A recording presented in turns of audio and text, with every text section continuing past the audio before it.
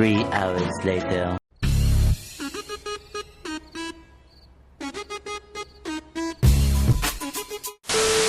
Welcome to the Sivan channel. இன்றைக்கி நம்ம toxic movie review தான் பார்க்க போகிறோம்.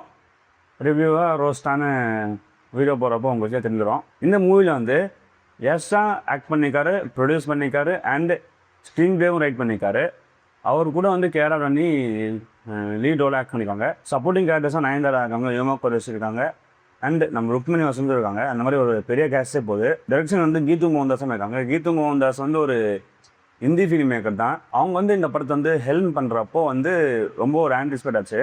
ஸோ ஒரு ஹிந்தி ஃபிலிம் மேக்கர் வந்து ஒரு out and out mass combination movie பண்ணுறாங்கன்னு சொல்லி அது ஒரு பெரிய பெனிஃபிட் பண்ணிச்சு.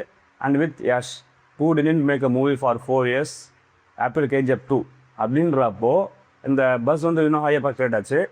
இந்த பஸ்ஸை தான் சுக்குநூறாக உடச்சிட்டாங்க ஃபர்ஸ்ட் டே படத்தை பார்க்கறது. படத்தோட பட்ஜெட் வந்து ஒரு 600 கோடின்னு சொல்கிறாங்க. இந்த 600 கோடிக்கான வேல்யூ வந்து அந்த படத்துலேயே நமக்கு தெரியுது. ப்ரொடக்ஷன் வேல்யூ ஆகட்டும் சூப்பராக இருக்குது. கேஸ்டிங் சாய்ஸஸாக ஆகட்டும் அதுவும் நல்லா இருக்குது. கேஸ்டிங் பர்ஃபார்மன்ஸஸ் ஆகட்டும் அதுவும் பிரமாதமாக இருக்குது. ஏஸ்னா ரொம்ப சூப்பர் ஆக்ட் பண்ணிக்காரு. மியூசிக் சூப்பராக இருக்குது. VFX சொல்லவே தேவையில்ல, ரொம்ப அருமையாக இருக்குது. அண்ட் அதே சமயத்தில் சினிமாட்டோகிராஃபியும் ரொம்ப நல்லாயிருக்கு. படத்தில் எல்லாமே நல்லா இருக்குன்னு சொல்லிவிட அப்போ எதெல்லாம் நல்லா இல்லை, படமே நல்லா இல்லை, எப்பா என்ன படம் தான் அது அப்படின்னு சொல்லி டேரக்டர் விட்டு எல்லாம் பிச்சு ஓடிட்டாங்க. அந்த மாதிரி தான் இருந்துச்சு டாக்ஸிக் மூவி. சரி நானும் எக்ஸ்பெக்ட் பண்ணேன். சரி கீது மோகன்தாஸ் பண்ணுறாங்க. அவங்க ப்ரீவியஸ் மூவிஸ்னால் பார்த்துட்டிங்கன்னா லயர்ஸ் டைஸ்னு ஒரு படம் பண்ணியிருக்காங்க. அப்புறம் மூதான் ஒரு 2 படம் பண்ணியிருக்காங்க. அந்த 2 படமே ரொம்ப அருமையான படம்.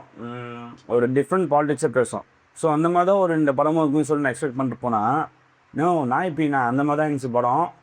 படத்தில் வந்து என்னென்னமோ ஆகுது, என்னன்னு சொல்லி நமக்கும் புரியல, நடிக்கிற ஹீரோவுக்கும் புரியல, அடுத்த டேரக்டருக்கும் புரியலன்னு நினைக்கிறேன். அவங்க இன்டர்வியூ சொன்னாங்க நான் எழுதுறது ஒன்று எடுக்கிறது ஒன்றுன்னு. அந்த மாதிரி தான் இருந்துச்சு டாக்ஸிக். ஏன்னா ஹீரோவுக்கு வந்து ஒரு ப்ராப்பர் ஆர்க்கே இல்லை.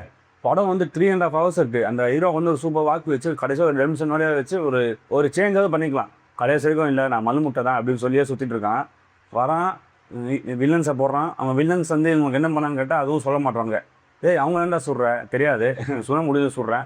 அந்த மாதிரி தான் எல்லாரும் சொல்லிகிட்டே இருக்கான். லூசு நான் அந்த மாதிரி தான் தோணுது. அனிமல் படத்துலையாவது பரவாயில்ல, ஒரு ரீசன் இருக்கும், அப்பா வளர்க்கலை அதனால் அப்படின்னு சொல்லி ஒரு மட்டமான ரீசனிங் தான். பட் ஒரு ரீசனிங் இருக்கும். இந்த படத்தில் அந்த ரீசனிங் எதுவும் இல்லை.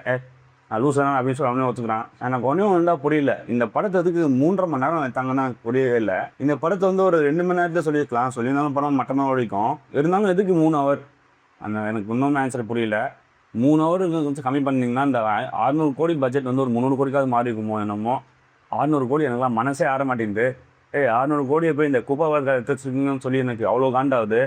ஏன்னா அவங்க வந்து ஒரு 3 years டைம் எடுத்தாங்க படத்துக்கு. இந்த படத்துக்கு 3 years டைம் எடுத்துக்கிட்டு இந்த மாதிரி அவுட்புக் இருக்குது. நீங்கள் நான் படமே பண்ணாமல் இருக்கலாமேன்னு சொல்லி எனக்கு அவ்வளோ கோவம் வருது. ஏன்னா 600 crores ஒரு பெரிய ஆக்டருக்குன்னா ஒரு ஸ்மால் அமௌண்ட்டாக இருக்கும். இல்லை அவங்களுக்கும் பெரிய அமௌண்ட்டு தான். அந்த அமௌண்ட் வந்து சின்ன டேரக்டர்ஸ்க்கு ஒரு 10-15 டேரக்டர் பிரித்து கொடுத்துருந்தாலே அவங்க ஒரு நல்ல ஒரு கூடான படத்தை எடுத்துருப்பாங்க. அது எனக்கு இன்னும் ரொம்ப கஷ்டமாக இருக்குது. ப்ரொடியூசர்ஸ் வந்து இன்னமும் இந்த மாதிரி பிக் பட்ஜெட் மூவிஸ்க்கெல்லாம் காசு போட்டு வேஸ்ட் பண்ணி லாஸ் ஆகுதுன்னு சொல்லி இந்த படத்தில் வந்து ஸ்க்ரீன் பிளேன்ற ஒரு எலமெண்ட்டே இல்லை. படம் வந்து தானும் போகுது. வரான் ஒரு வில்லன் கூட ஜாயின் பண்ணுறான். அந்த வில்லன் கூட லவ் பண்ணுறான். சரி அந்த வில்லன் கூட கல்யாணம் பண்ணாமல் போகிறப்போ கைரனை பார்த்து அந்த பொண்ணு தான் எனக்கு வேணும், இந்த பொண்ணு வேணான்னு சொல்லி அங்கே ஜம்ப் ஆகிறான். அதுக்காக ஒரு வார் நடக்குது. அப்புறமா என்னென்னமோ ஆகுது படத்தில். என்னென்னா இது ஐயோ இந்த படத்தை பார்க்கறதுக்கு நம்ம எதுக்கு 150 ரூபா கொடுத்து போனோன்னு சொல்லி படத்தை ஃபீல் பண்ண வைக்குது ரொம்ப. அது வந்து ஒரு ஆடியன்ஸாக பார்க்குறப்போ ரொம்ப கடுப்பாக இருந்துச்சு. ஒரு கிரிட்டிக்காக பார்க்குறப்போ இன்னும் கடுப்பாக இருந்துச்சு. இதுக்காக நான் 3 வருஷம் வெயிட் பண்ணுன்னு சொல்லி சரி படத்தை போட்டு அடிச்சாச்சு, பர்ஃபார்மன்ஸ் ஃபைட்டாவது போவோம். பர்ஃபார்மன்ஸ் வந்து யஷ் வந்து என்ன தான் நம்ம போட்டு ஒரு கழுவிதே ஊற்றணுன்ற படத்தை ரைட் பண்ணதுக்கு ஆக்டிங் பர்ஃபார்மன்ஸை பிடிச்சிருக்காரு. அண்டு கிளைமேக்ஸில் ஒரு செக்மெண்ட் வரும். இந்த பையனுக்கும் அப்பாவுக்கும் நடக்கிற ஒரு செக்மெண்ட் வரும். அந்த படத்தில் ரொம்ப சூப்பராக பண்ணிடுவார். யஷ் வந்து என்ன தான் பையன் ரோலாக ஆக்ட் பண்ணியிருந்தாலும் இந்த பையன் ரோலுக்கும் ஃபாதர் ரோலுக்கும் எந்த ஒரு ரெசம்னன்ஸும் தெரியல. அவ்வளோ சூப்பராக ஆக்ட் பண்ணியிருந்தார். ஆமாம் அவங்க கூட கொடுத்துருக்காங்க, ஆக்ட் பண்ணி தான் ஆகும். நான் கூட இருக்க காஸ்ட் எல்லோரும் நல்லா ஆக்ட் பண்ணியிருந்தாங்க. கேராஜ் நல்லா ஆக்ட் பண்ணாங்க. நயன்தாராவுக்கு ஒரு நல்ல ரோல் இருந்துச்சு. இன்டர்வியூக்கும் ஃபுல்லாக வந்தாங்க. அவங்களும் நல்லா ஆக்ட் பண்ணியிருந்தாங்க. அண்ட் அப்புறம் யூமா குரேஷி, அப்புறம் தரா சுத்தரையான்னு சொல்லிட்டு நிறைய பேர் ஆக்ட் பண்ணாங்க. ருக்மிணி வசந்த் ஒரு சின்ன ரோல் தான், அது ஒரு குப்பை ரோல் தான். அந்த ரோலுக்கு வேறு யாராவது போட்டிருக்கலாம். ருக்மிணி வசந்த் எது படங்கன்னு தெரியல, ஒரு சின்ன ரோல் தான். அண்ட் இந்த படத்தில் ஒரு பிக்கஸ்ட் மைனஸ் என்னதுன்னா ரைட்டிங் தான். இவ்வளோ 600 கோடி பட்ஜெட் போட்டு பண்ணிக்கிங்களே, ஒரு ரைட்டிங் கொஞ்சமாவது யோசிச்சு பண்ணிக்கலாமே தோணுது.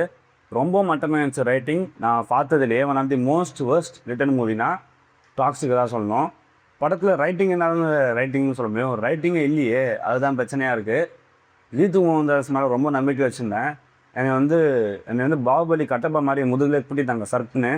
ரொம்ப கஷ்டமாயிடுச்சு. என்னம்மா ஒரு நம்பி வச்சுருந்தேன்மா, நீ என்னென்னா கடைசியில் இப்படி குத்திட்டியம்மான்னு சொல்லி ஃபீல் தான் பண்ண கொடுத்தது. ஏன்னா அவங்க ப்ரீவியஸ் மூவிஸாக பார்க்குறப்போ ரொம்ப சூப்பரான டேரக்டர்னு தான் யோசிக்க தோணுது. ஏன்னா ஒரு காம்ப்ளிகேட்டான இஷ்யூஸே ஒரு 1.5 ஹவர்ஸ்லேயே பேசி முடிச்சிருப்பாங்க. பட் இந்த காரிமூஜா கதைக்கு ஏமா 3 ஹவர் எடுத்துங்கன்னு சொல்லி நம்ம கோவம் தான் வருது கீது மோகன்தாஸ்னால. அந்த ரன் டைம் குறைச்சினாலே படம் வந்து ஓரளவுக்கு பார்க்காம இருந்திருப்போம். எதுக்கு 3 ஹவர்னு தெரில. எஸ் பண்ணுற பைத்திய காத்தானதான் பார்த்து காண்டாக வேண்டியதாக இருக்குது.